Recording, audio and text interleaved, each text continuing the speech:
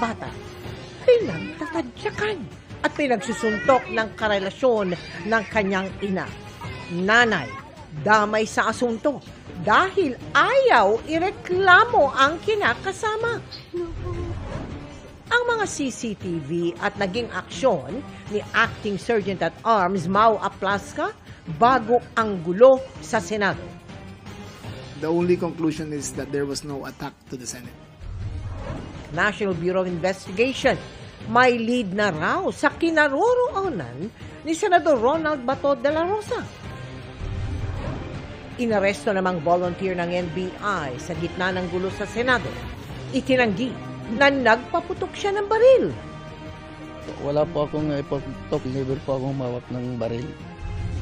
Idineklarang net worth ni na Pangulong Bongbong Marcos at First Lady Liza Araneta Marcos sa kanilang Joint Statement of Assets, Liabilities and Net Worth o SALN, mas mataas ng mahigit 20% kumpara noong 2024.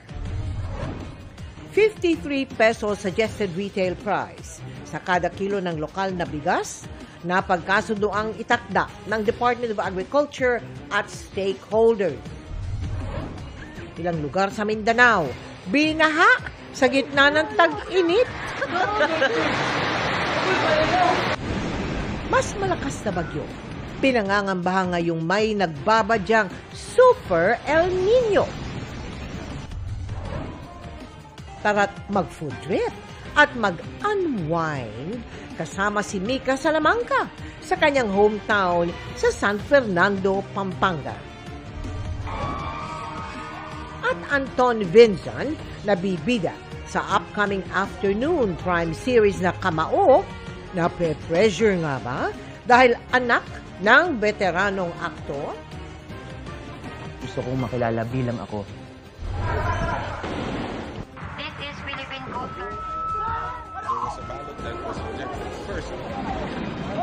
Live mula sa GMA Network Center, ito ang 24 Oras. Magandang gabi po, Luzon, Visayas at Mindanao. Walang awang pinagsusuntok at tinadyakan ang isang 3 taong gulang na bata ng kinakasama ng kanyang ina sa Taguig. Nakitaan pa ng mga paso at kagat sa likod ang bata ng masagip. Arestado na ang babaeng suspect. Tinutugis na rin ang ina ng biktima dahil sa tila pangungunsinti umano at hindi paghahain ng reklamo laban sa kinakasama. Babala dahil sensitibo po ang inyong mapapanood sa pagtutok ni Chino Gaston. Sa videong gumakalat ngayon sa internet, hindi lang isa,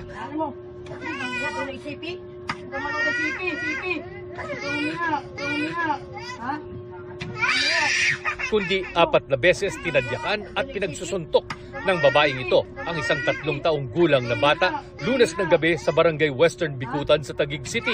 Maririnig na umiiyak ang bata at tinatakpan ang kanyang ulo habang inaabuso siya ng babaeng kinilala ng mga pulis na si alias Tolitz. Ang batang sinasaktan niya, anak ng kanyang mismong kinakasama.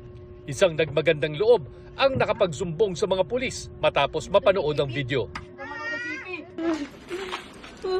Kanina, inaresto ang 28 anyos na sospek, habang ang ina ng bata pinaghahanap na rin dahil ayaw niyang sampahan ng reklamo ang kanyang kinakasama.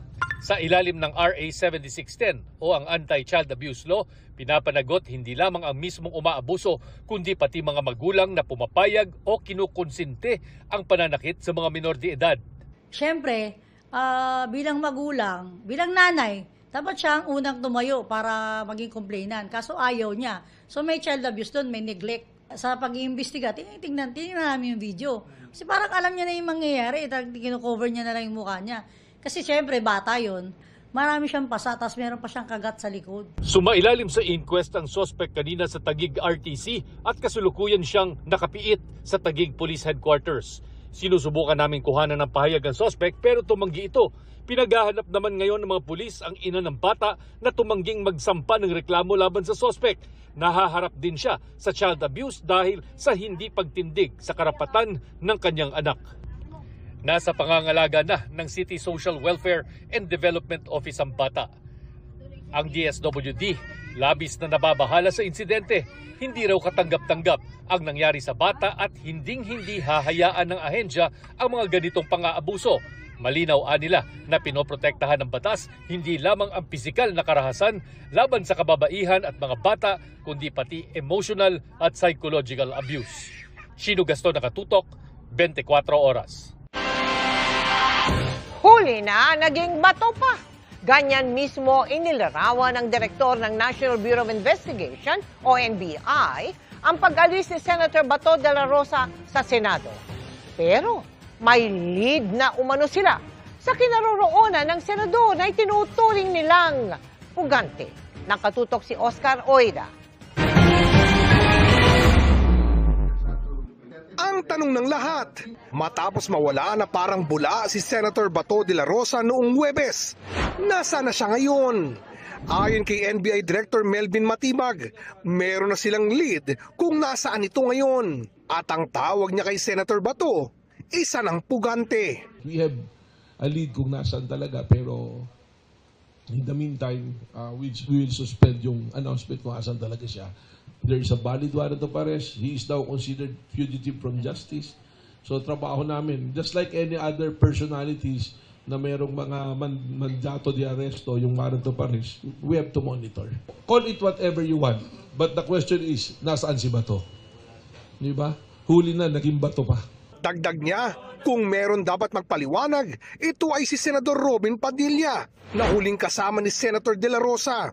Batay sa report na nakuha ng GMA News, sa kanyang sasakyan sumakay si Senator Bato. There's somebody who is a person that should be asked. Una-una dapat tanungin si Senator Robin Padilla dahil siya yung huling kasama. Nang tanungin kung may pananagutan si Senator Padilla, The Department of Justice will review it. They're also the one in charge of it, but also we are also making our own review and we will make the recommendation in proper time. sa ngayon, patuloy daw ang pag-monitor nila sa kinaroroonan ni Senator De La Rosa. Nagpositibo man sa paraffin test, iginiit ng NBI volunteer na si alias Mel Oragon na hindi siya nagpaputok ng baril. Inaresto si Oragon sa hinalang may kinalaman siya sa nangyaring barilan sa Senado noong nakaraang linggo. Sa kanyang sinumpaang salaysay, itinanggi niya ang mga reklamong illegal possession of ammunition at direct assault laban sa kanya. Nagpaputok ba kayo ng baril nung gabi na yon? Wala po akong ipatok na kahit anong uri ng baril. Simula nung pumunta kami at hanggang nakabalik po ako. Yun na nga po, ma'am, nagtaka po ako dahil never po akong mawak ng baril nung araw na yun hanggang makarating kami. Sa video na nakuha ng GMA News, nasa 5th floor ng kadikit na GSIS building si Oragon nang maganap ang putukan sa Senado. Sabi ni Matibag, wala itong dalang baril. May mga posibilidad daw kung paano nagkaroon ng gunpowder residue ang kanilang volunteer kahit hindi siya bumaril. When he was arrested from GSIS, dinala siya sa Senate grounds, sa second floor, itinapa siya kung saan mismo nagpaputok ng baril yung mga usaa. Maraming gunpowder doon, sigurado. So that is a possibility. Dahil wala siyang hawak na baril eh. Nakuhaan ng video doon sa 5th floor na nandoon siya nung nagpuputukan. Hiningan din namin ng tugon si Matibag sa mensahe ni Senate President Alan Peter Cayetano sa NBI. Hindi nyo natibag ang Senado. Under Alan Cayetano, hindi nyo natibag ang Senado. Wala namang intensyon ng NBI or anybody from the side of the executive na tibagin yung Senado. We are there to promote law and order. At sa sinabi ni Cayetano na dahil sinuspindi ng Ombudsman si Mau Aplasca bilang Senate Sergeant at Arms, dapat daw masuspindi rin si Matibag. Siguro yung sinasabi because I'm the head of the NBI kaya dapat suspindihin ako dahil command responsibility ko yung mga tao. Tama po ba? Eh kung ganun po yung magiging basehan, ang unang suspindihin dapat si Senator Alan Peter Cayetano dahil command responsibility niya si Sergeant at Arms. Hinihinga namin ng pahayag dito si Cayetano. Oscar Oida, Nakatutok, 24 Oras. Hindi tulad ng imported rice, hindi nagtakda ng price ceiling o limitasyon sa presyo ng lokal na bigas. Ang napagkasundoan lang, suggested retail price para sa lokal na bigas sa halagang 53 pesos kada kilo. At nakatutok si Bernadette Reyes. Kumilos ang Department of Agriculture para mabalanse ang kapakanan ng mga magsasaka at kanilang kita at ang lalim ng bulsa ng mga mamimili. Sa isang pahayag, sinabi ni Agriculture Secretary Francisco Chu Laurel Jr. na nagkasundo sila ng mga rice industry stakeholders na magtakda ng suggested retail price at ito ang ipapatupad ng DA. Nagkasundo na rin ng DA at mga stakeholders na itakda sa 53 pesos kada kilo ang suggested retail price sa presyo ng local rice. Pagdiin ni Laurel ang 53 pesos ay hindi price ceiling, kundi isa lamang guide para sa mga consumer sa patas na presyo ng local rice. Sa pwestong ito sa Agora Market sa San Juan, umaabot hanggang 58 pesos ang per kilo ng local rice. Ngayon tumataas ang local. Ang itinaas na ng local, nasa 30 pesos na ang 25 kilos. Kasi tapos na anihan, wala na silang makukuhang palay. Kakayanin naman yung mga hindi ganong magandang klase ng local rice. Suggested retail price ng local should be about 53 pesos per kilo. Suggested lang yan, suggested. It is a guide to the consumers na kung meron kayo nakita ng mas mahal dyan, makipagtawaran na lang kayo sa inyong mga suking tindera. May price cap sa imported rice, pero umaabot pa rin sa 60 pesos kada kilo ang ibinebenta ng ilang retailers sa Paco Market sa Maynila. Pakitago nyo na lang to. Inabutan sila ng mga tauhan ng Department of Agriculture at pinagsabihang sumunod sa itinakdang presyo na 50 pesos per kilo. Meron silang 50 peso para sumunod sa price cap, pero meron din silang imported rice na dinagay nila 60 peso at pinagtatanggal ko nga yung mga signs nila at kinausap ko yung mga may-ari o mga bantay na kung pwedeng palitan nila yung kanilang presyo dahil meron tayong batas na susundin. Namahagi rin ng DA ng mga pamphlet na naglalaman ng impormasyon tulad ng mga brand ng bigas na dapat ay ibinebenta sa halagang 50 pesos. Binigyan namin sila ng warning lang ngayon at susunod na bumalik kami kung ganun pa rin, ay i-issuehan na sila ng notice of violation at repeated offense, kaso na yan o kaya pasasara namin yung kanilang tindahan. Git naman ng ilang rice retailer. Malungkot po kasi sa tumal ngayon, yung bigas ko pa mataas na po talagang presyo kuha ko pa. Kaya supplyan na lang kami ng ginto para bumaba rin yung bigas. Pero umaaray rin ang mga mamimili sa presyo ng bigas na umaabot ng 60 pesos o higit pa. Tulad ng may-ari ng karinderya na si Rosel. Yung 52 kasi pang kantin. Kasi kailangan pag kantin kasi kahit papano masarap naman yung binibenta mo. Yung pang sarili? Yung tag 20. Opo. Oo, kasi kailangan naman magtipid eh. Sa kwenta ng DA, 38 pesos lang kada kilo ang presyo ng imported rice na dumarating sa bansa. Kaya kayang ibenta ito sa presyong pasok sa 50 peso price cap. Maaari raw kausapin ng mga rice retailer ang mga supplier na ibalik ang bigas na ibinenta sa kanila sa mataas na presyo. Ayon sa Department of Agriculture, tatagal hanggang June 12 ang umiiral na price cap sa presyo ng imported rice. Bernadette Reyes, nakatutok 24 oras. Pinabulaan ni Senador Raffy Tulfo ang alegasyon ni Senate President Alan Peter Cayetano na tinakot ng minorya ang ilang majority senator para mabawi ang liderato ng Senado. Nakatutok si Mab Gonzalez. There were meetings that took place, calls from both sides, may enticement, may pananakot. Bago mag-convene bilang impeachment court kahapon, pinalutang ni Senate President Alan Peter Cayetano na may pananakot at insentibo umanong inalok sa ilang miyembro ng Senate majority para bumaliktad. Itinanggi ni Senador Raffy Tulfo na may pananakot mula sa minorya para makakuha ng boto para sa Senate presidency. Hindi namin gagawin yun at never nisa sa amin hindi gumawa ng ganon. We will not do that. Why would we? Sabi ni Tulfo, nagkokos sila ng minorya pero wala anyang usapan ukol sa liderato ng Senado. Pinag-usapan namin kung anong mga approach ang gagawin namin pagdating sa impeachment. Mas maganda siguro magtrabaho na muna kami lahat. Saka namin pag-isipan yung mga kuko na yan. Sinabi rin ni Cayetano na kabilang sa insentibo para palitan siya bilang Senate President ang charter change at term extension. Never. Chacha. Wala sa agenda namin. Si Senador Amy Marcos na bahagi ng mayorya, sinabi ring merong takutan at suhulan sa mga mambabatas. Ayaw naman magpasungkit. Kung ayaw magpasungkit, kung sino-sinong tumatawag at nananakot. Ayan, meron ng kaso bigla si Jinggoy.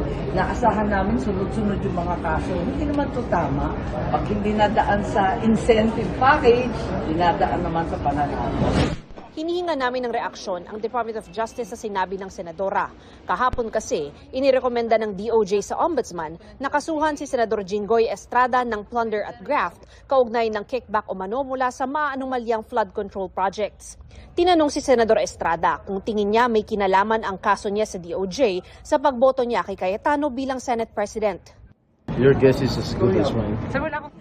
Nang tanungin kung may sumubok na kausapin siya para tumawid sa minorya,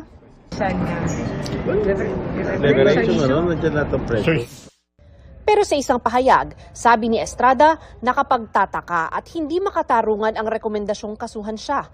Lalo't sinabi aniya ng Senate Legislative Budget Research and Monitoring Office na walang record na siya ay nagpasok ng anumang insertion sa 2025 national budget. Kinilala rin daw mismo ni Senate Blue Ribbon Committee Chairman Ping Lacson ang impormasyon bilang mahalagang bahagi sa mga alegasyong ibinabato laban sa kanya. Dahil dito, naghain siya sa DOJ ng motion para buksan muli ang preliminary investigation sa mga kasong inihain ng National Bureau of Investigation kaugnay ng flood control projects. Mav Gonzalez, Nakatutok, 24 Oras. Mga kapuso, tiklo sa Pasig, ang lalaking sangkot umano sa carnapping noong menor de edad pa. Nang mahuli matapos magtago ng ilang taon, napag-alamang sangkot pa siya sa iba pang mga kaso. Narito ang aking Hindi na pinalagpas ng mga pulis ang pagkakataong ito. Nang mamataan ng suspect na naglalaro ng basketball, agad isinilbi sa kanya ng mga pulis Pasig ang warrant of arrest. Ang lalaki, inaresto matapos masangkot sa kasong may kinalaman sa carnapping nung siya'y menor de edad pa. Nasa 8 gulang na siya ngayon at nang mag-imbestiga pa ang mga pulis. Pagkahuli, nagkaroon tayo ng record check at napag-alaman natin na mayroon na pala siyang existing warrant of arrest sa attempted murder at violation din ng 9165. Inaresto ang lalaki sa barangay Pinagbuhatan, Pasig kung saan siya umano nagkasala sa batas. Iniwan ng ilang taon at muling bumalik sa pag-aakalang hindi na siya mainit sa mga alagad ng batas. Ayon sa Pasig Police, nag-iba ang itsura ng suspect, nadagdagan ng timbang at naiba ang estilo ng buhok. Napag-alaman natin na may ongoing din pala na trial dito sa anti-carnapping case na kanyang kinakaharap. Mabubuhay itong warrant of arrest niya for attempted murder, 9165. May schedule ang kanyang hearing upang kanyang harapin ang kanyang mga kaso na hinaharap sa korte. No comment pa sa ngayon ang inaresto.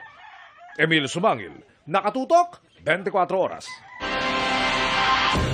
Tumaas ng mahigit 20% ang net worth o yaman ni na Pangulong Bongbong Marcos at First Lady Liza Araneta Marcos itong 2025 kumpara noong 2024. Batay po yan sa pinakahuling Statement of Assets, Liabilities and Net Worth o SALN ng first couple. Ang paghimay ng GMA News Research sa kanilang joint SALN sa pagtutok ni Mariz Umali. Sa joint filing ng Statement of Assets, Liabilities and Net Worth o SALN ni Pangulong Bongbong Marcos at First Lady Liza Araneta Marcos sa pagtatapos ng taong 2025, halos 476 million pesos ang kanilang idineklarang net worth. 22% mas mataas yan kumpara sa mahigit 389 million pesos na idineklara nilang net worth noong 2024. At higit na mas mataas kung ikukumpara sa kanilang net worth nang maging Pangulo si Marcos noong June 2022 na nasa mahigit 329 million pesos. Halos 45% increase ito mula 2022. Walang idineklarang liabilities ng mag-asawang Marcos, pero makikita na bumaba ang kanilang idineklarang real properties mula sa mahigit 142 million pesos noong 2024, naging mahigit 120 million pesos noong 2025. Nabawas sa listahan ng kanilang real properties ang isang residential lot sa Laguna na may acquisition cost na mahigit 21 million. Tumaas naman ang cash on hand and in bank ng mag-asawa. Higit doble ang itinaas mula mahigit 38 million noong 2024, naging mahigit 98 million pesos noong 2025. Tumaas din ang kanilang investments. pati na ang kanilang jewelry. Deklarado rin ang mga paintings na dumami ang bilang mula 126 noong 2024, naging 138 noong 2025. Kabilang ang mga obra ng mga maestrong sina Ben Cabrera o Ben Cab, Fernando Amorsolo, Arturo Luz, pati na ang isang likha ni Jose Rizal. Pinakamahalang obrang Ocean Gem ni Jose Hoya noong 1976 na nakatalaga sa halagang 19 million pesos. Pero tulad ng kanilang ginagawa ng ilang taon na, dalawang dinedeklarang net worth ng mag-asawang Marcos. Hiwalay sa net worth na nakabase sa alituntunin ng CSC. May net worth din sila na base naman sa appraisal ng Cuervo Appraisers, isang pribadong asset valuation company. Nakabase naman ito sa current fair market value. Kung ito ang pagbabaseha na nasa 1.457 billion pesos ang net worth ng mag-asawang Marcos, halos 1 bilyong pisong mas mataas kaysa sa kanilang net worth base sa CSC guidelines. Base sa Cuervo Appraisers, ang kanilang real properties nasa mahigit 1.029 billion pesos, higit na mas mataas sa 120 million pesos na nakadeklara base sa CSC guidelines. Ang kanilang personal properties nasa mahigit 427 million sa Cuervo Appraisers, kumpara sa mahigit 355 million base sa CSC guidelines. Mariz Umali Naktutok, 24 Oras. Tag-init pa, pero ilang lugar sa Mindanao ang nalubog na sa baha. Kasunod ng matinding buhos ng ulan, may bumagsak pang tulay at mga pagbuho ng lupa. Nakatutok si Joseph Moro. Lumutang na ang sasakyang yan sa Dumanlas Road, Buhangin, Davao City kagabi. Naglutaw sila! Tumirik ito matapos subukan ng driver na suungin ng mataas na baha. Napilitan na lumabas mula sa bintana ang driver at isang pasahero bago sila umakyat sa bubong ng sasakyan. Ligtas na sila matapos tulungan ng ilang residente. Nagmistulang ilog naman ang maraming kalsada sa Barangay Tolomo. Sa taas ng baha, umabot ng hanggang baywang ang tubig sa ilang lugar. Pinasok na rin ng tubig ang mga bahay ng National Housing Authority o NHA. Pagsikat ng araw, makapal na putik at mga sirang gamit ang bumungad sa mga residente. Isod kaya mong sitwasyon karon diri sa Purok 38 kay kung sa aming oras tulog, wala mi mga bugal, abong mga rep, mga TV, wala, tanan. Di naman madaanan ang tulay na ito sa Purok 2, Barangay Calyawa, Buhangin District. Bumigay ang tulay kaninang madaling araw kasunod ng malakas na ulan kagabi. Mahigit 7,000 residente ang apektado ng pagbagsak ng tulay na nag-uugnay sa Barangay Calyawa at Barangay Mandug. Yan din ang alternatibong ruta ng mga biyaheng Kalinan, Buhangin at Downtown Davao City. Habang hinihintay ang assessment ng mga otoridad, pinapayuhan ng mga motorista na umiwas muna sa lugar. Ayon sa DPWH-11, magtatayo ng Bailey Panel na magiging pansamantalang daanan habang nire-request pa ang pondo para sa pagpapatayo ng bagong tulay. Natagpuan namang lumulutang malapit sa kanyang bahay sa New San Isidro, Barangay Buhangin ang katawan ng isang 21 anyos na lalaki. Sinubukan pa siyang iligtas pero hindi na naagapan. Pinaniniwalaang na kuryente ang biktima sa kanalunod. Binahari ng St. Mary of the Perpetual Rosary Parish sa kaparehong barangay. Sa Barangay Matina, Pangi, nasayang ilang sako ng bigas at feeds matapos mababad sa baha. Gumuho naman ng lupa sa isang subdivision sa Barangay Kabantian. Bagamat walang casualty, isang kotse, motor at gate ng isang bahay ang nasira. Naranasan din ang masamang panahon sa Maguindanao del Norte. Hala, grabe Sa bayan ng Northern Kabuntalan, halimbawa, nalubog ang ilang lugar, kabilang ang mga taniman ng palay, mais at gulay. Ilang residente rin ang napilitang lumikas. Ayon sa Pag-asa, Easterlies, Intertropical Convergence Zone o ITCZ, at thunderstorms ang nakakaapekto sa iba't ibang bahagi ng Mindanao. Yan din ang nagpapaulan ngayong araw sa ilang bahagi ng North Cotabato. Dahil rito pinag-iingat ng PDRMO ang mga residenteng nakatira sa gilid ng bundok at ilog na mag-ingat at maging alerto. Joseph Morong, Nakatutok 24 Oras. Isinapubliko na ang mga kuha ng CCTV sa nangyaring barilan sa Senado ayon kay Department of Interior and Local Government o DILG Secretary John Vic Remulla. Makikita sa mga CCTV na walang nangyaring pag-atake sa Senado. Lahat anya ng mga butas na nilikha ng mga balay palabas ng Senado at walang papasok. Sabi pa ni Remulla, inabisuhan naman ng Senate Security na magkakaroon ng pagbabarena sa bahagi ng gusali na nasa GSIS at kadikit ng Senado. Ang ibang detalye at kuha ng CCTV, iuulat namin maya-maya lamang.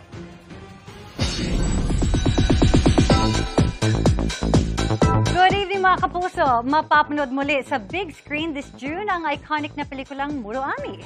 Instant reunion ang special screening sa cast na napareminisce sa kanilang karanasan sa paglikha ng pelikula. Makichika kay Athena Imperial.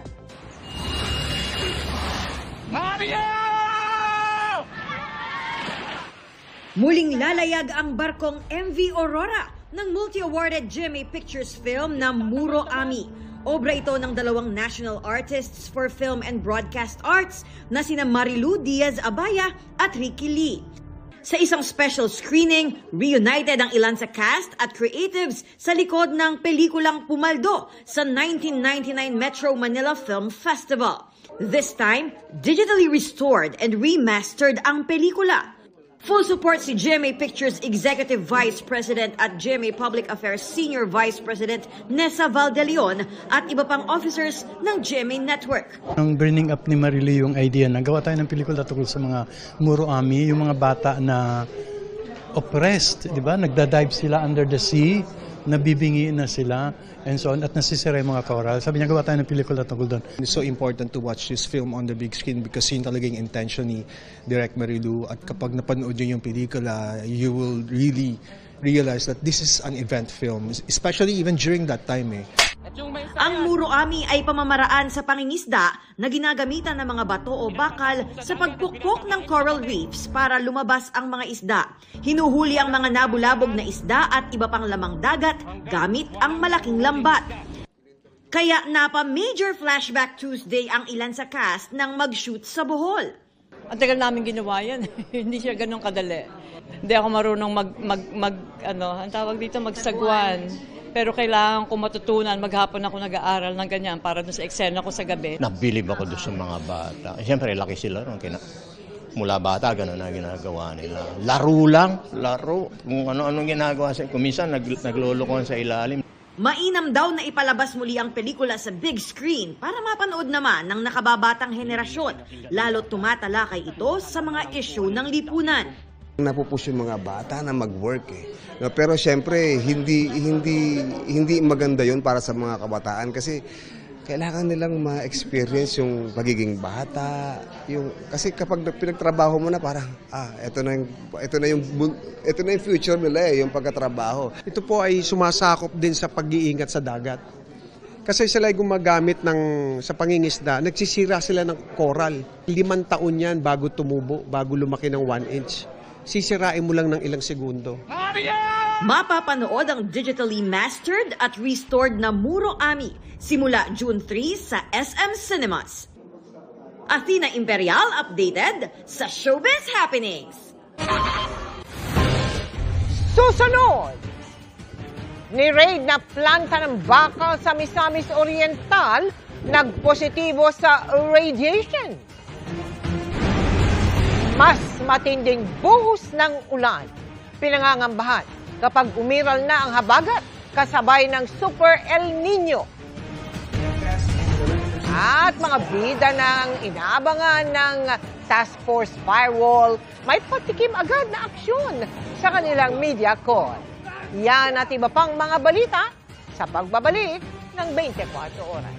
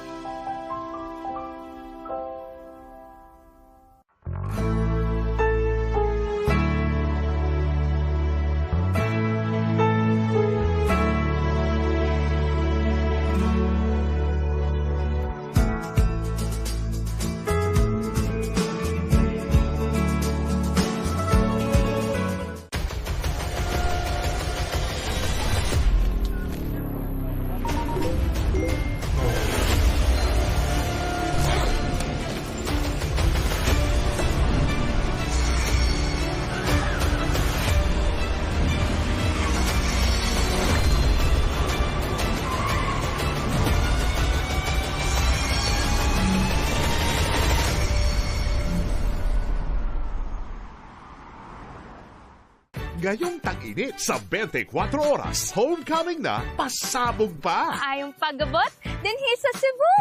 Magbabalik ang mga paboritong ex-PBAB Sparkle housemates sa kadi-kanilang pinanggalingan. At may Reynang magbabalik din sa kanyang pinagmulan. Nika Salamanca, balik Pampanga. Shubi Etrata, balik Isla. AZ Martinez, balik Cebu. Dahil ramdam natin ang tag-init, cool off muna tayo. Charlie Fleming, balik Bayan. Sobrang ganda dito. At Atiza Manalo, balik Reyna sa Quezon. Ano nga ba ang nagbago sa buhay nila? Tutukan ng espesyal at extra hot homecoming series na ito sa 24 oras. Oh my God, look at that. Sparkle Under the Sun, back where it began.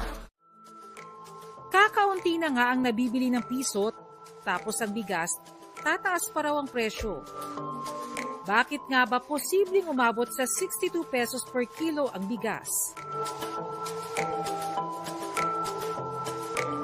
Ngayon pa lang, pinaghahanda na ng Department of Agriculture o DA ang mga consumer sa posibleng pagmahal ng bigas pagpasok ng Burr months. Yan ay kung hindi raw gagamitin ng mga magsasaka ang mga iminumungkahi nilang alternatibong pataba.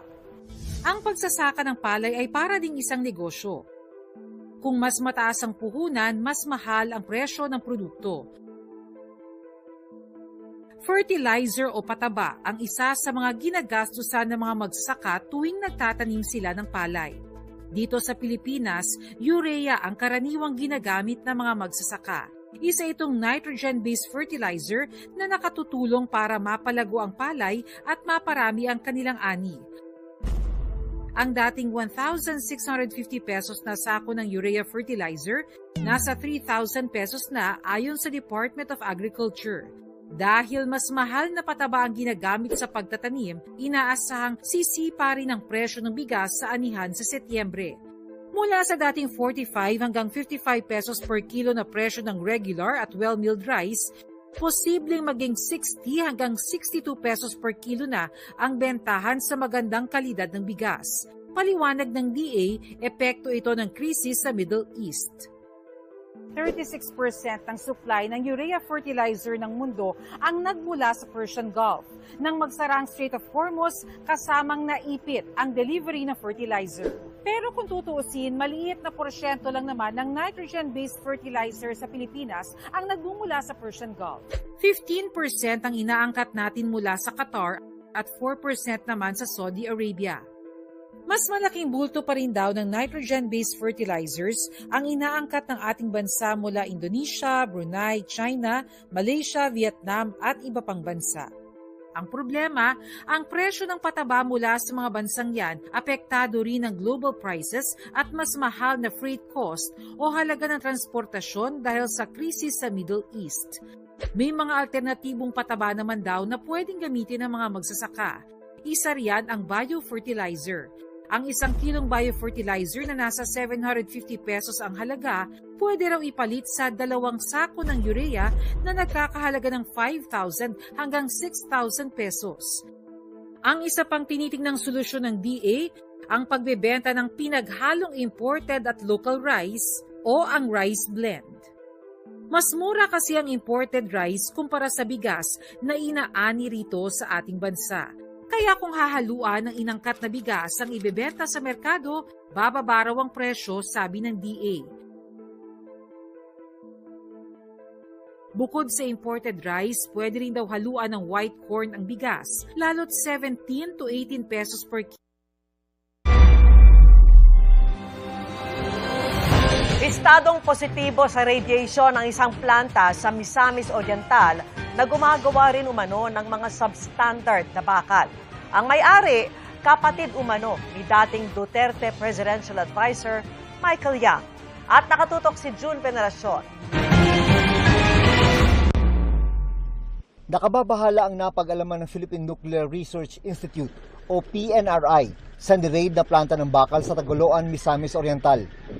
Matapos kasi ang kanilang pagsusuri, lumabas na positibo ito sa radiation. There are some areas in the site that have some elevated radioactivity, but we assure you that this radioactive materials that is present in the site has already been contained. Nadiskubre pa ng mga otoridad na sa kabila ng panganib na dulot ng radiation, hindi pinagsusuot ng personal protective equipment ang mga sinagip na Pinoy workers doon. Pero ang mga undocumented Chinese workers na nagtatrabaho sa planta, todo ang proteksyon. Filipinos are not disposable labor. Filipinos must never be subjected to unsafe working conditions. Sabi pa ng PNRI, dahil radioactive ang raw materials na ginagamit ng Philippine Sangia Steel Corporation, kaya radioactive rin ang final product. Ayon sa mga otoridad, substandard din daw ang bakal na gawa ng planta, kaya may panganib sa kaligtasan ng publiko. We know na yung distribution nitong mga materials na to, widespread to. Ang naturang planta ay pagmamayari raw ni Tony Yang, kapatid ng dating Presidential Economic Advisor ng Duterte administration na si Michael Yang. It was established 2017. So from the time na ni-establish yan, siguro dun yung simula niyan. Michael Yang is a very powerful personality at that time. Sinusubukan pa ng GMA News na makuha ang panig ng kumpanya. June Veneracion, Nakatutok, 24 Oras. Mga kapuso, sa halip na hanggang 3 linggo lamang, inabot ng siyam-siyam ang retirement pension ng isang SSS member. May nagkamali sa kanyang record kaya nagpasaklolo siya sa inyo. Kapuso Action Man! Disyembre 2025 pa nagretiro bilang private school teacher ang ngayon 64 anyos na si Merly. Pero ang inaasahan niyang retirement pension mula sa Social Security System o SSS, inabot umano ng siyam-siyam. Nung ako po ay nag-file ng aking retirement benefit, 3 beses ko siya final, pero hanggang ngayon, wala pa pong nangyayari. Normally, sinasabi nila, 2 to 3 weeks lang ay i-release na yon. So, pag-follow up ko sa SSS Cubao branch, sinasabi nila na medyo meron daw pong error doon sa aking data. Ang lumabas na error sa SSS record ni Merly sa halip na taong 1986. Nagsimula na raw siyang maghulog ng kontribusyon noong 1968 kung kailan 5 taong gulang pa lamang siya. Paano na 5 years old and 9 months pa lang ako, paano ako nagkaroon ng contribution? So, very evident naman na hindi naman ako nagtrabaho at saka 68 and 86. So, parang klarong-klaro na merong error nga doon. Dahil sa nakitang error, ilang beses na-reject ng SSS ang claim ni Merly. Nakapagbigay linaw ho ba sila sa inyo kung bakit daw ho na-reject yung inyong application? Si Cubao ang nagsabi kasi nga 1968 nakalagay. So sabi ko, anong gagawin ko sa parte ko? Okay, ang laking perwisyo. Ngayon wala na akong work, nag-retire na ako. Dapat po ini-enjoy ko na yung retirement benefit ko, di ba? Paano yung pambili ko ng maintenance medicines ko? Opo. Saan ko kukunin yun kung hindi nila nire-release pa hanggang ngayon? Meron ko kayong panawagan sa SSS? Panawagan ko po sa inyo, kung ano man po ang problema, gawan nyo na ng aksyon. Sinamagan namin si Merly sa SSS Cubao branch para maisangguni ang kanyang sumbong. Paliwanag ng pamunuan, nagkaroon ng error sa record ng miyembro. Pero sa ngayon, naitama na nila ito at mapoproseso na ang retirement pension ni Merly. Mission accomplished tayo mga kapuso. Para po sa inyong mga sumbong, pwedeng mag-message sa Kapuso Action Man Facebook page o magtungo sa GMA Action Center sa GMA Network Drive, Corner Samar Avenue, Diliman, Quezon City. Dahil sa anumang reklamo, pang-aabuso o katiwalian, tiyak, may katapat na aksyon sa inyong Kapuso Action Man. Angat ang galing ng kapuso sa kauna-unahang Tagak TV Awards ng University of Makati o UMac. Narito ang report ni Von Aquino. 24 oras! Ginawa na ng Excellence and Innovation in Interactive Digital Journalism ang 24 oras sa Tagak TV Awards ng University of Makati. Most Innovative News Anchor naman si Mel Tiangco. Ang kapuso mo Jessica Soho, wagi ng Excellence and Innovation in Technology Enhanced Educational Programming Award. At Most Innovative Host si Jessica Soho. Excellence and Innovation in Transformative Narrative Drama Award naman ang Maria Clara at Ibarra. Habang Most Innovative Love Team sina Barbie Forteza at David Licauco. Wagi rin ang Family Feud ng Excellence and Innovation in Gamified Knowledge and Entertainment Award. Si Dingdong Dantes, Most Innovative Host. Ang The Voice Philippines, ginawaran ng Excellence and Innovation in Talent Discovery. Most Innovative Coach Duo, sina Paulo Benjamin at Miguel Benjamin Guico.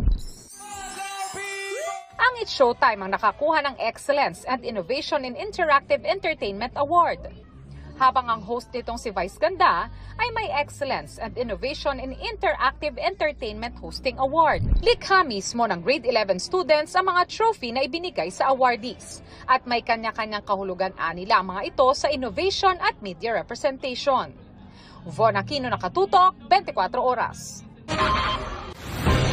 At abangan, matapos ipresenta ang CCTV footage na kuha sa gitna ng gulo sa Senado, Interior and Local Government Department, iginiit na walang pag-atake sa Senado. At ang mga pwedeng i-enjoy sa huling destinasyon natin ngayong tag-init, kasama si PBB Cola Big Winner Mika Salamanca. Walang patid ang pagtutok dito lang sa 24 Oras.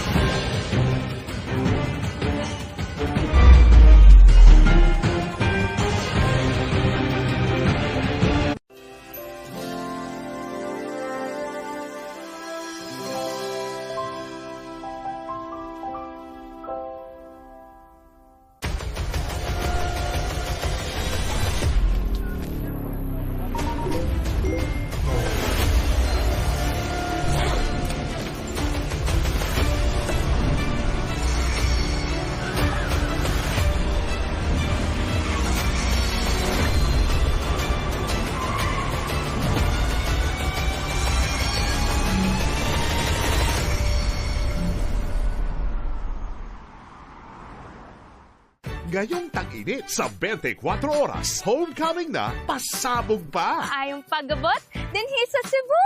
Magbabalik ang mga paboritong ex-PBB Sparkle Housemates sa kadi-kanilang pinanggalingan. At may Reynang magbabalik din sa kanyang pinagmulan. Nika Salamanca, balik Pampanga. Shubi Etrata, balik Isla. AZ Martinez, balik Cebu. Dahil ramdam natin ang tag-init, cool off muna tayo. Charlie Fleming, balik Bayan. Sobrang ganda dito. At Atiza Manalo, balik Reyna sa Quezon. Ano nga ba ang nagbago sa buhay nila? Tutukan ng espesyal at extra hot homecoming series na ito sa 24 Oras. Oh my God, look at that. Sparkle Under the Sun, back where it began.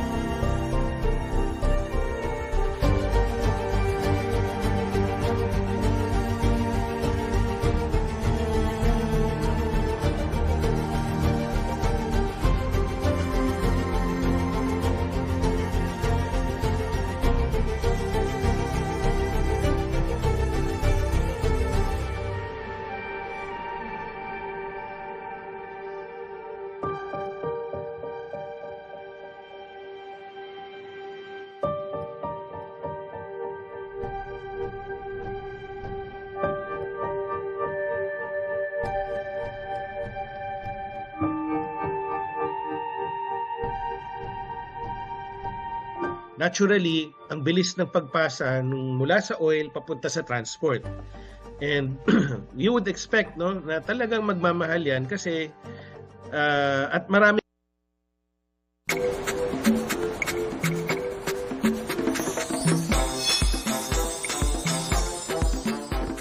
Habol na sa road trip ngayong patapos na ang tag-init. Kung budget ang problema, sagot ka ng Pampanga na meron ding beach, pati nga parking pang flood control. Ang tour guide sa ating last destination for this special series, ang Kabaleng PBB Big Winner na si Mika Salamanca.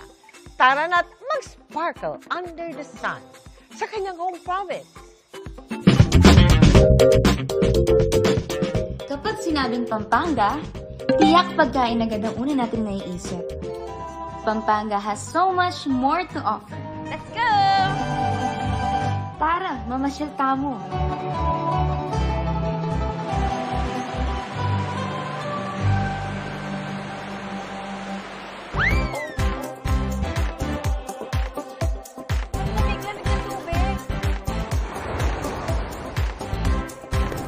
Welcome to my hometown, San Fernando City, Pampanga!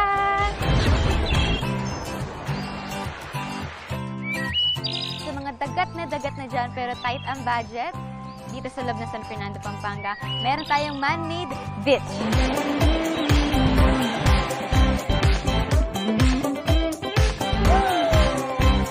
Paano nyo po na-start tong man-made beach na to?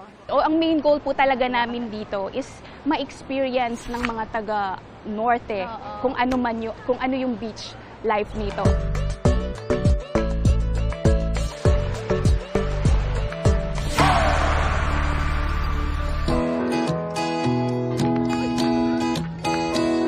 Perfect pasyalan din dito sa San Fernando, Pampanga, lalo para sa mga health buff ang Rainwater Park. Ito ay isang wellness park kasi maraming mga open spaces that can be used for different activities. No? So maraming mga nag-walking at saka tumatakbo dito. Then marami na rin mga nag-yoga. Different activities that can be enjoyed by families are done during weekends.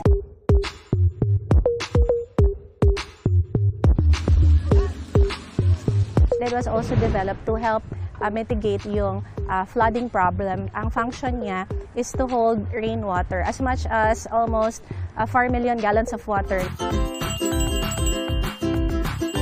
Ano ba yung kinikrave natin tuwing mainit? Halo-halo! So what's interesting about this halo-halo is tatlo lang yung ingredients nila.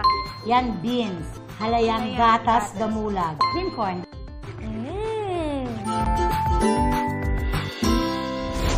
Maya Payaldo, Kabalen, nandito naman tayo ngayon sa Florida Blanca, mga less than 1 hour away sa San Fernando, Pampanga. Ang next natin pupuntahan, Palacol River. Let's go! Ha! Hello! Mekeni! Tumakas na tayo, takasan na natin ang mundo.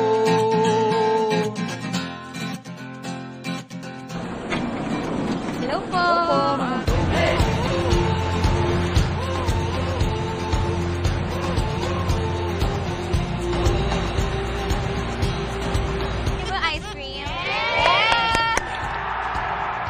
Dati ng bata ako, ganito yung lagi kong kinakain.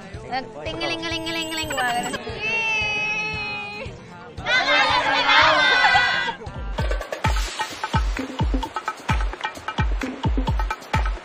Ng tubig, guys. Lamig-lamig ng tubig. Alam niyo ba, guys, na itong Palacol River ay tinatawag ding summer place ng mga lokal dito dahil sa napakalamig at napakalinaw na tubig nito na nanggagaling sa bulubundukin ng Zambales. Kaya naman pag summer, ito yung perfect na pinupuntahan nila. They have more than 400 cottages na pwede niyong rentan for as low as 300 pesos. Grabe, ang sarap naman ang niluluto niya. Ate, nagdiderang-derang siya. So po yun pagka, for example, sobrang init, pag summer talaga, yung tubig po ba dito tumitigil, like natutuyo, or tuloy-tuloy talaga siya? Hindi po siya natutuyo. Tuloy-tuloy lang po ang pag-agos ng tubig. Kaya po maraming mga turista o mga ibang mamamayan na talagang nagpupunta dito dahil sa tubig. Lagas-gas ng ilo.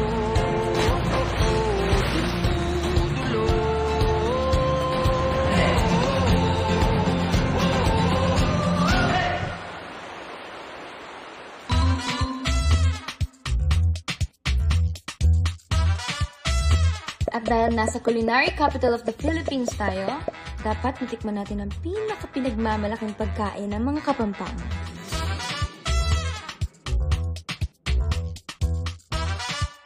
We have here the rellenong bangus, tidtad with puto, in Tagalog, dinuguan, hilayin, pansit luglog with pitichan, okoy, sisig, beef caldereta, beef kare-kare, tibok-tibok, and hot batirol. Favorite Kapampangan food ko talaga, hindi na ako lalayo, sisig talaga. Ini kuya, tidtad. Tidtad po. Tidtad kay. Kuhol po. Kuhol.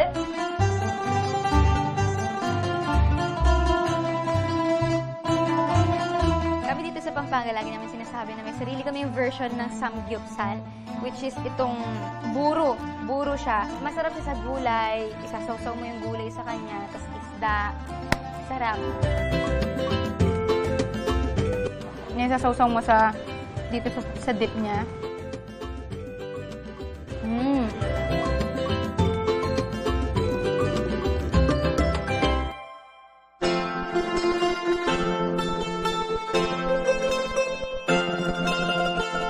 Pag nasa Pampanga ka, masarap yung pagkain, masarap mabuhay, masarap makisalamuha sa mga tao dito kasi lahat ng mga tao dito, lagi silang masaya, very welcoming, approachable, very warm. And yun yung masasabi ko, manyaman tumira sa Pampanga.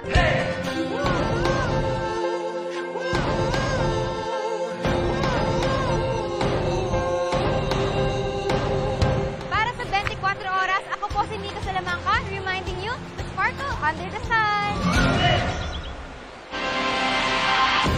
Sa ibang balita, umalma ang kampo ni Senator Bato de la Rosa sa hiling ng Office of the Solicitor General na ibasura ang petisyong harangin ang warrant of arrest ng International Criminal Court laban sa senador.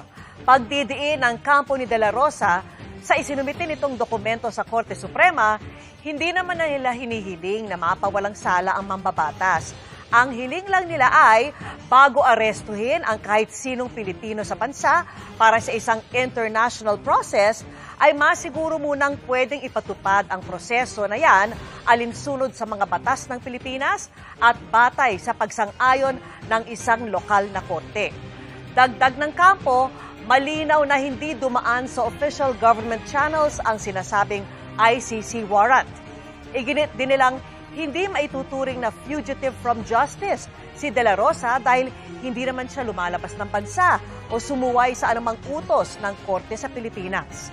Kabilang sa hiling nila sa korte ay pagbawalan ang DOJ, DILG, NBI, PNP, PCTC at si former Senator Antonio Trillanes IV na arestuhin si De La Rosa at dalhin siya sa labas ng bansa. Pinaghahanda ang publiko sa malalakas na bagyo na posibleng mabuo sa pagsasabay ng habagat at Super El Nino mula po Hunyo hanggang Agosto. Nakatutok si Mark Salazar. Ang malakas na buhos ng ulan nitong weekend, nagpabaha agad sa ilang lugar sa bansa. Wala pang habagat o bagyo niyan ha. Sabi ng Pag-asa, dapat maghanda na, lalo simula June hanggang August. Tinatayang with 92% probability ang pinagsanib na habagat at Super El Nino. Marami tayong mga heavy rainfall event dahil mga enhanced southwest monsoon ang posible nating maramdaman. Kasi kapag El Nino, mahina yung easterlies, nagiging westerlies. And then may instances na nagre-recurve yung ating mga bagyo during June, July, August. Kapag nag-recurve yung ating mga bagyo, yan din yung humahagod at humahatak ng habagat natin. Very strong El Nino ang tawag ng Pag-asa sa Super El Nino kung tawagin ng iba. Pero pareho lang yun base sa panukat ng Pacific Ocean surface temperature. Kasi yung isang model na pinagbasihan nila, nakikita is more than 3 degrees o more than 3.5 yung warming na talagang very strong El Nino kung matatawag. Ang sidhi ng inaasahang Super El Nino, huli raw naranasan noong pang 1870s. At sa historical data, tuwing malakas ang El Nino, mas konti man ang bilang ng bagyong pumapasok sa atin, mas mababagsik naman. Either malakas ang hangin or maraming ulan. Posibleng walang ulan, kokonti ang ulan pero malakas ang hangin. So ganun po ang characteristics ng ating mga bagyo with this El Nino. Base sa datos na nakalap ng GMA News Research, noong 2023 to 2024 El Nino period, 9 na tropical cyclone ang pumasok sa bansa. Noong El Nino 2018 to 2019, 10 tropical cyclone ang pumasok, kabilang ang Tropical Depression Usman, na pumatay ng mahigit 100 katao. El Nino cycle din ang pumasok ang bagyong Lando sa Pilipinas noong 2015. Sa mga ganitong events, pinaghahanda ng Pag-asa ang national government at local government units, lalo na't luma at hindi na angkop ang karamihan ng urban drainage systems at flood control infrastructure. Intensity, duration, kasi heavy downpour siya, ilang oras lang na gano'n na kaagad kalakas yung ulan.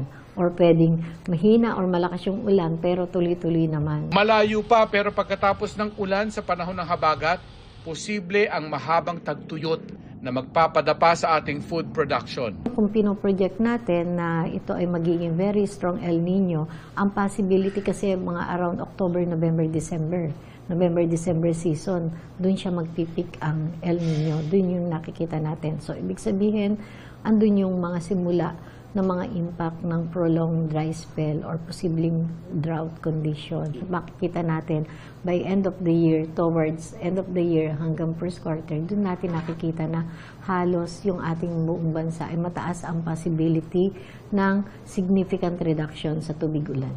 Matagal na raw nilatag sa Task Force El Nino ang preparedness at mitigation measures na makikita natin kung epektibo sa aktual na El Nino. Mark Salazar, Nakatutok, 24 Oras.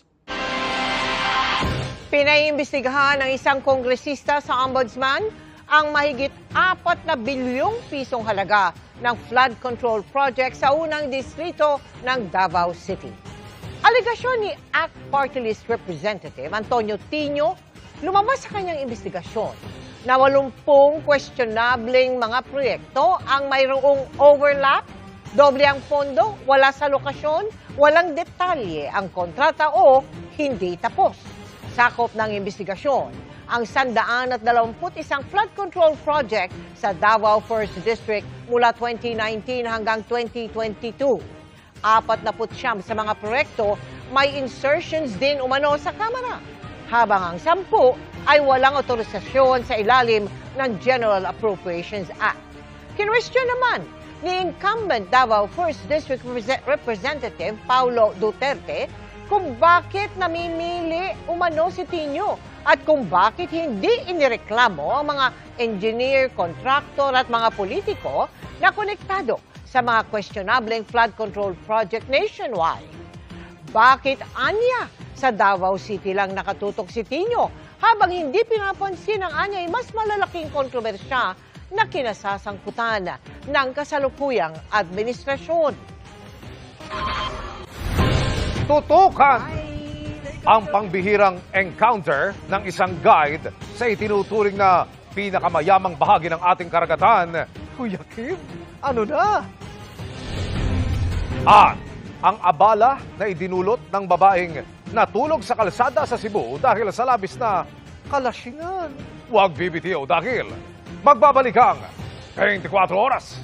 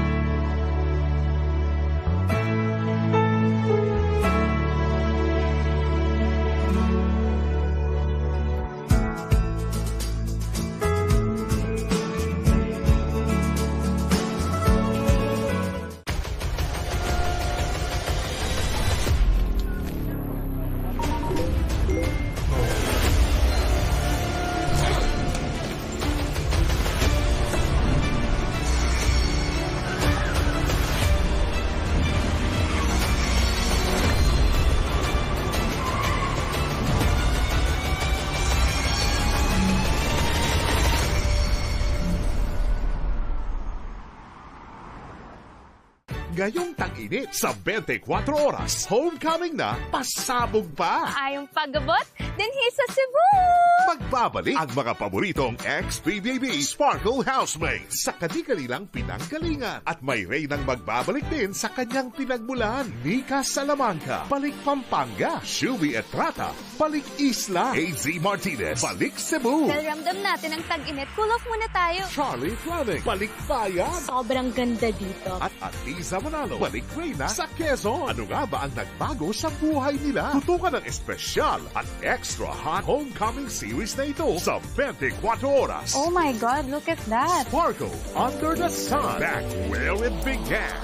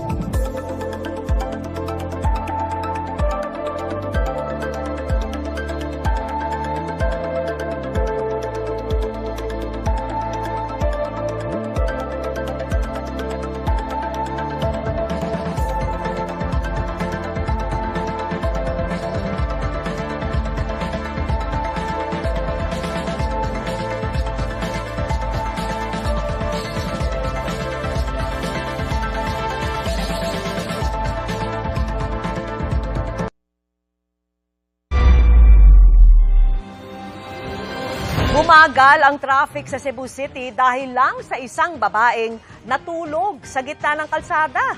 Ang dahilan? Kalasingan. At nakatutok si Alan Domingo ng GMA Regional TV. Laking gulat ng mga motorista mag-aalas 6 kaninang umaga na makita ang isang babae na nakahiga sa gitna ng kalsada sa B. Rodriguez Street sa Cebu City. Dahil sa kanya, naantala ang daloy ng trapiko sa lugar. Ilang minuto lang dumating ang mga tauhan ng CDRRMO, traffic enforcers at pulis. Agad nilang inalalayan ang babae. Sinubukan din siyang kausapin ng media pero hindi nakausap ng matino dahil sa labis na kalasingan. Nakupti nagmay sila, ma'am.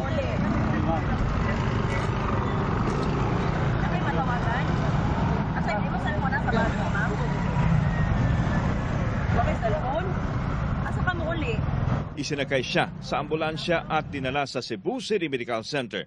Ayon sa taxi driver, galing sa isang bar ang babae at lasing nang sumakay sa unit niya. Umiiyak rin daw ito. Walang ano-ano, bumaba ito at bigla na lang humiga sa kalsada. Well, kasakay sa ko, nagsigin sa kilak, kasi problema. Pero kung po ito, medyo, kainom, ito ko nag-type video, kainom, isura na siya. Kamatay ko na siya. Kung mapagkamatay ka, ayaw ambak sa taxi, kay maamong ko nimo. Wala pang pahayag ang otoridad sa nasabing insidente. Limitado ang impormasyon ukol sa babae na kasalukuyang nasa pagamutan. Inaalam pa ang hakbang na gagawin laban sa babae matapos nagresulta sa mabagal na daloy ng trapiko ang kanyang ginawa. Mula sa GMA Regional TV, Alan Domingo, nakatutok 24 oras.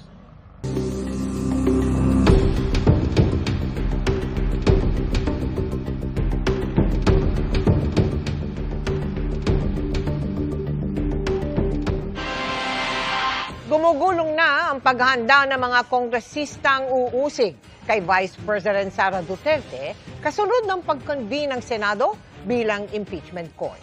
Meron ng mga nakatokang articles of impeachment sa bawat miyembro ng prosecution team.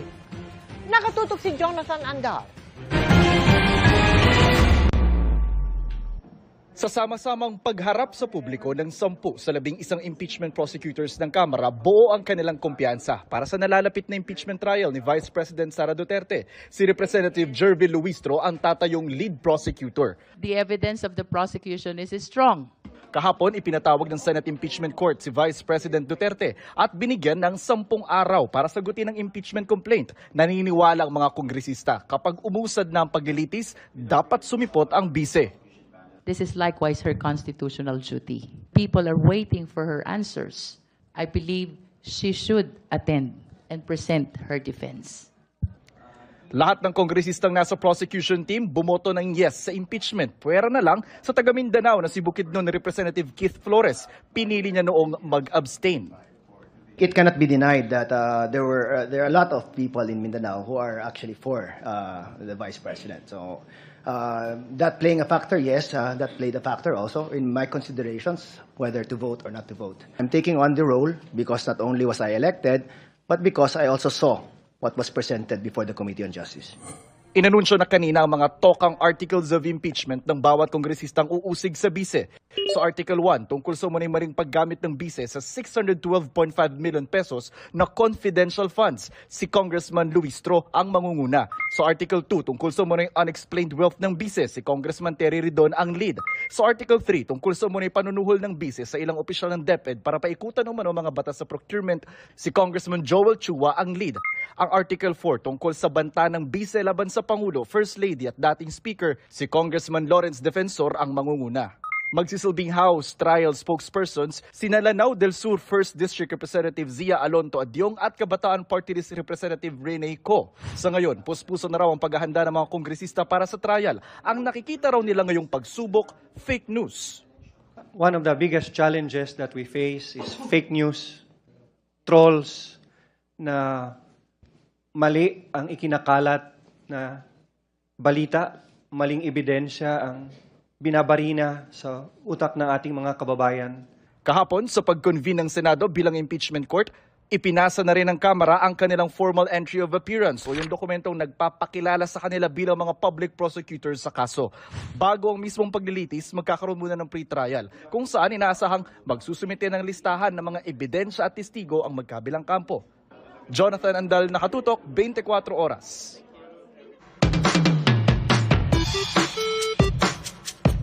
Mga kapuso, once in a lifetime moment kung ituring ng isang guide ang kanyang napakapambihirang encounter sa hindi lamang isa, kundi 4 na killer whale o yung orca sa isa sa itinuturing na pinakamayamang bahagi ng ating karagatan. Saan ito? Kuya Kim, ano na? Habang naglalayag kamakailan sa tinuturing na Center of Marine Shorefish Biodiversity sa Verde Island Passage sa Luzon, hindi na itago ng guide na si Krista ang kanyang galak.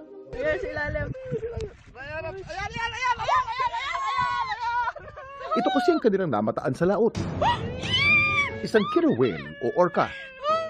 Excited kami kasi alam namin na lahat ng sightings ng orca here in the Philippines is super rare. Ang orca, makailang beses pa lumapit sa kanilang bangka na para bang nakikipaglaro sa mga bisita. Siguro mga 50 meters away sa boat, doon na namin na-confirm na orca siya. So, sobrang excited kami. At hindi raw ito nag-iisa. Apat nga, kuya. I think it's between 4 to 6 orcas po. Ang kanilang close encounter sa mga orca sa Verde Island Passage, Tinuturing ni Crystal na once-in-a-lifetime moment. Super big deal siya kasi ang orcas po ay usually nakikita sa mga bansang lalamig ng tubig. So, na makikita mo sila dito is once-in-a-lifetime experience. At alam niyo bang hindi lang mga orca ang maaaring makita sa puso ng Verde Island Passage? Kuya Kim, ano na? Ang Verde Island Passage na matatagpuan sa pagitan ng mga isla ng Luzon at Mindoro ay isa sa pinakamahalagang bahagi ng dagat, hindi lamang sa Pilipinas, kundi pati na sa buong mundo. Nagsisilbi itong tahanan ng humigit kumulang 1,736 species ng shorefish at mahigit 400 species ng coral. Kaya binansagan itong Center of Marine Shorefish Biodiversity. Dahil sa kakaiba at napakayaman itong ecosystem, dinadayo ito ng mga napakaraming marine biologists mula sa iba't ibang bansa. Maraming mangingisda na ang maasa rito para sa pagkain at hanap buhay. Habang ang malulusog na coral reef at seagrass beds naman ng Verde Island Passage, tumutulong sa coastal protection at sumusuporta sa marine ecosystem resilience. Pero ang marine life sa passage, nanganganib na yun dahil sa banta ng polusyon, overfishing, climate change, mabigat na shipping traffic, pati ng reclamation at industrial development. Kaya maraming environmental groups ang nanawagan ng mas matinding proteksyon para dito. We are one of the people that focuses more on marine protected areas. We've got the highest density of marine biodiversity. So for you to witness that, it's amazing, and that's why we are also trying to protect it with everything that we can do. Sa lawak nito humigit kumulang 1.4 million hectares. Ano pa kaya ang sorpresang hatid ng Verde Island Passage? Para atin itong malaman, kailangan natin itong pangalagaan. Laging tandaan, importante ang may alam. Ito po si Kuya Kim at sagot ko kayo, 24 oras.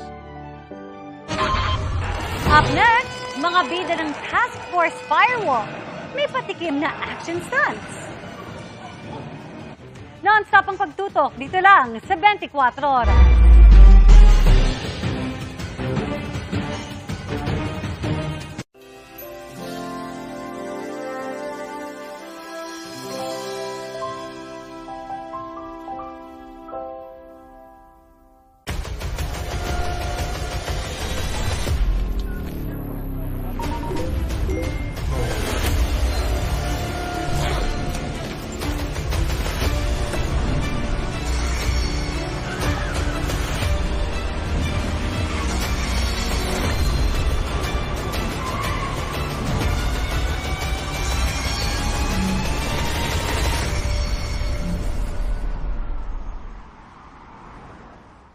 Ngayong tag-init sa 24 oras, homecoming na, pasabog pa! Ayong pagabot, dinhi sa Cebu! Magbabalik ang mga paboritong ex-PBB Sparkle Housemates sa kadi-kanilang pinanggalingan. At may Reynang magbabalik din sa kanyang pinagmulan. Nika Salamanca, balik Pampanga. Shubi Etrata, balik Isla. AZ Martinez, balik Cebu. Dahil ramdam natin ang tag-init, cool off muna tayo. Charlie Fleming, balik Bayan. Sobrang ganda dito. At Atiza Manalo, balik Reyna sa Quezon. Ano nga ba ang nagbago sa buhay nila? Tutukan ng espesyal at extra hot homecoming series na ito sa 24 oras. Oh my God, look at that. Sparkle Under the Sun, back where it began. Sa kasalukuyan, kumpirmadong wala na sa kustodiya ng Czech authorities si Zaldico. Meanwhile, the DFA has received highly reliable information that Zaldico has a pending petition for political asylum in France.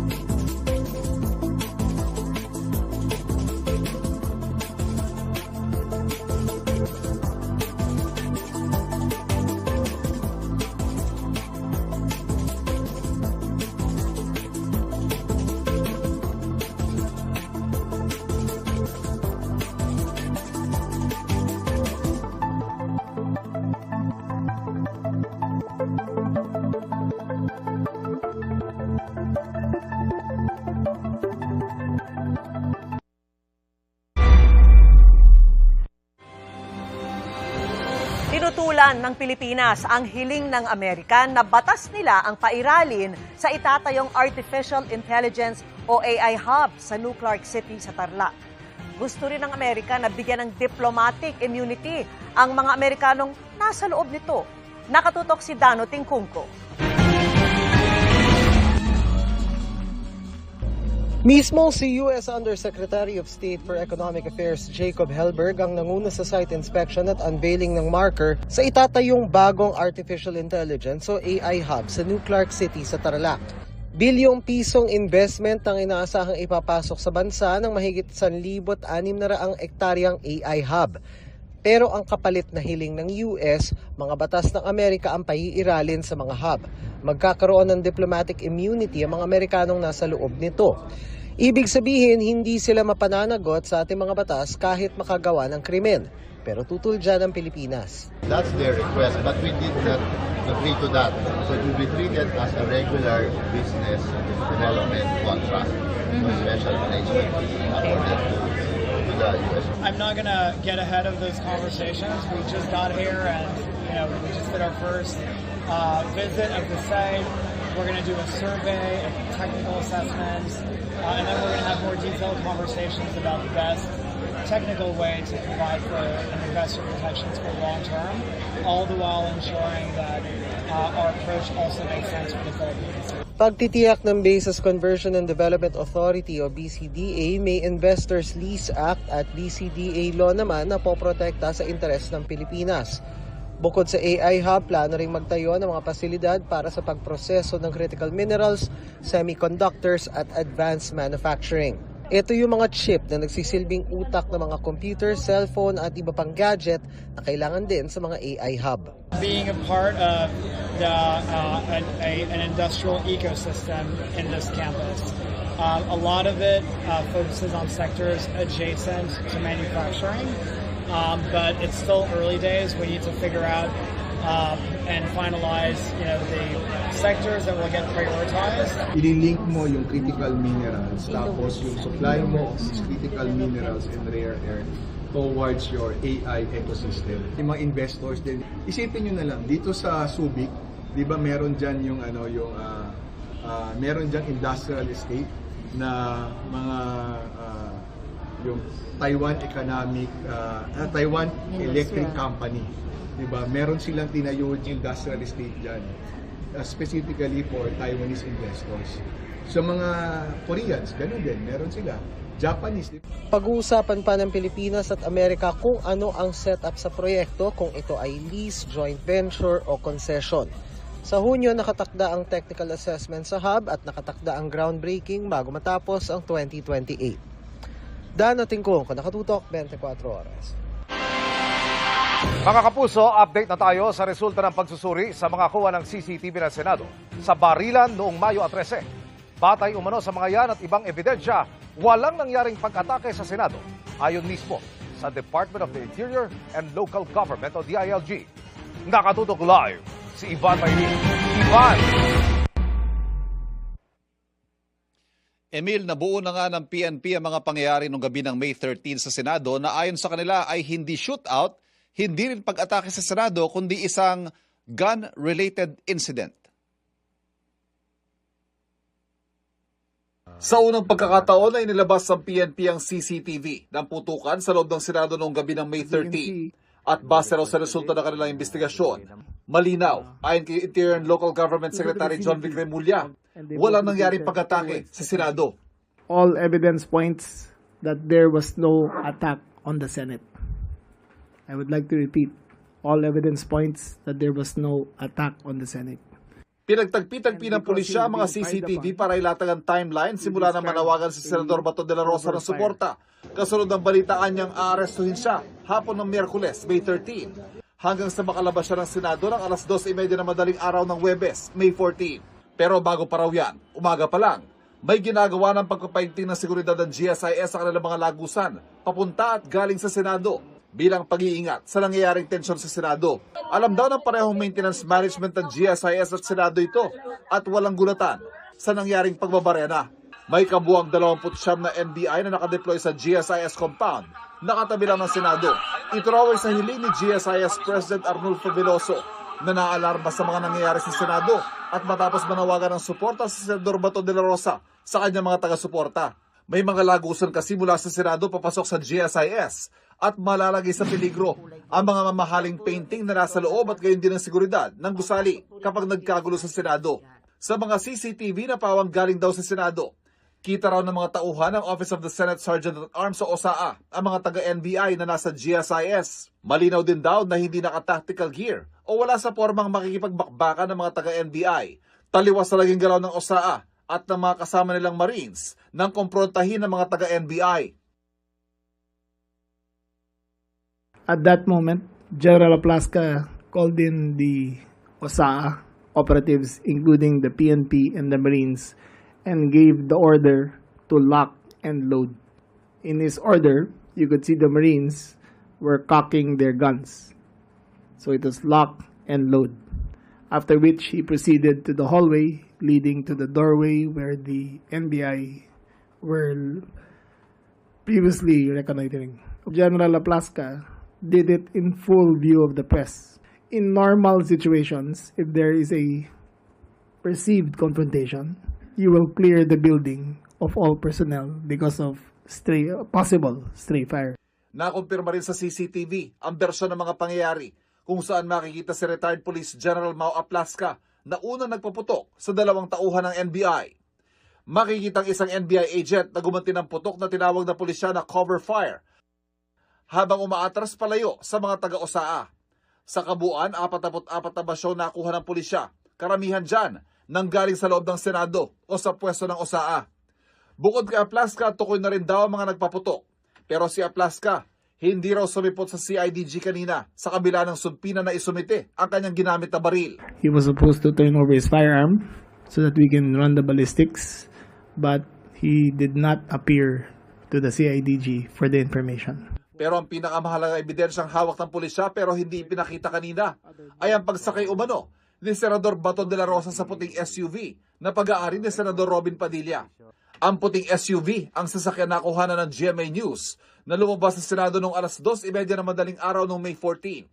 Kinumpirma ni Padilla na sa kanya ito sa panayam ng 24 oras kahapon. The Fortuner, white Fortuner, and personalities going out from the Senate, particularly makita natin doon ang Senator Bato and Senator Padilla, and going to the vehicle na Fortuner. Napag-aari. Makita na natin yung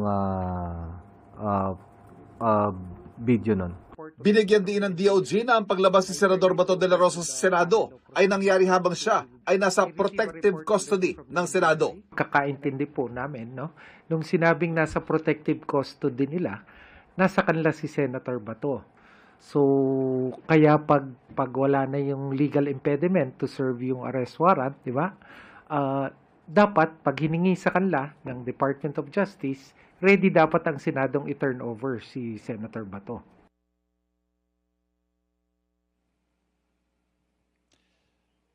Emil, bubuo ang DOJ ng panel of prosecutors na susuri sa mga ebidensyang isinumite ng PNP. Sa ngayon, hindi pa nila masabi kung sino ang mga makakasuhan, pero patuloy daw silang mag-iimbestiga. At ang malinaw daw sa ngayon, bagamat hindi pa masabi kung ang nangyari ay staged o hindi, ang malinaw, walang nangyaring pag-atake sa Senado. Emil. Maraming salamat, Ivan Mayrina. Sinigundahan ng isang senador ang pahayag ni Interior Secretary John Vic Remulla na walang pag-atake sa Senado, taliwas sa naging pahayag ni Senate President Alan Peter Cayetano. Nakatutok si Mariz Umali.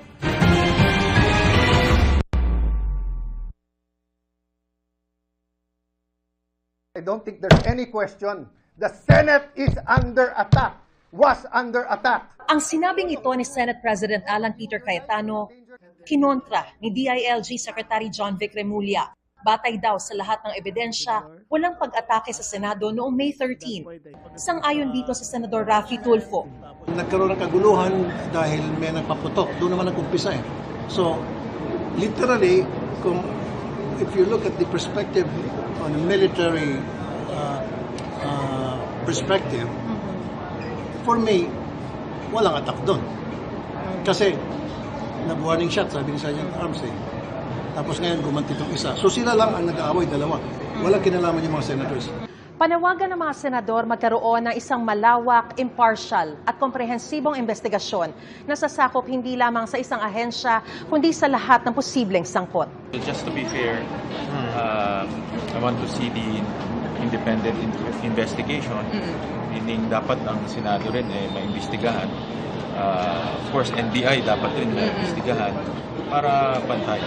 And ang importante yung malaman natin kung sino yung mga may gumawa nito or nagkamali. At yung reforms, paano natin maiwasan to? Kasi ayaw na natin maiwasan to eh. Buti na lang walang nasaktan. Ayaw natin maulit to. Hiningan namin ang reaksyon sa Senador Robin Padilla sa pahayag ni DILG Secretary John Vic Remulla na walang naganap na pag-atake sa Senado. At ang sabi niya, wala pa raw nag-iimbita sa kanya para magbigay ng pahayag sa investigasyon. Wala pa. Antay lang ako. Nag-aantay pa ako. Sabi nila, dito daw mag-iimbestiga. Siguro ang makakasagot niyan, boss, si Senator Ana. Mariz Umali, Nakatutok, 24 Oras. Realistic ang patikim na stunts ng mga bida ng Task Force Firewall halos isang linggo bago mapanood ang series sa GMA Prime. Ichichika yan ni Aubrey Carampel.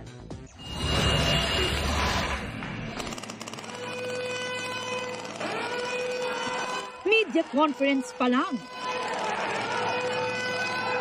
Parang eksena agad sa action series ang nasaksihan nang sumabak sa laban sina Kylie Padilla, Miguel Tan Felix, Jack Roberto, Buboy Villar at Cheska Fausto kontra sa kunwaring mga armadong lalaki na biglang nanggulo sa venue. Matapos ang maaksyong opening, masaya namang humarap sa media ang cast para ibida ang kani-kanilang roles at iba pang aabangan sa pinakabagong GMA Prime series na Task Force Firewall.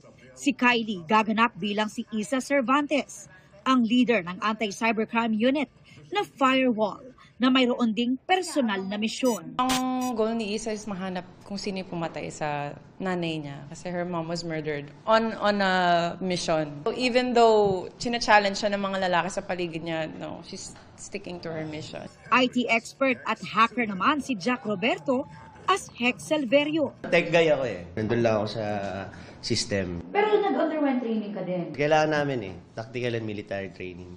Tsaka yung mga fight scenes. Surveillance and drone specialist naman ang gagampan ng karakter ni Buboy Villar as JJ Gonzaga. Challenging para sa akin kasi nasa action din yung timing, dapat meron pa rin comedy way. Ang challenging sa amin na hindi matawa sa kanya. Kasama rin si Miguel as Galo Villarreal, ang combat specialist na nagkaroon ng special appearance sa GMA Prime series na The Master Cutter.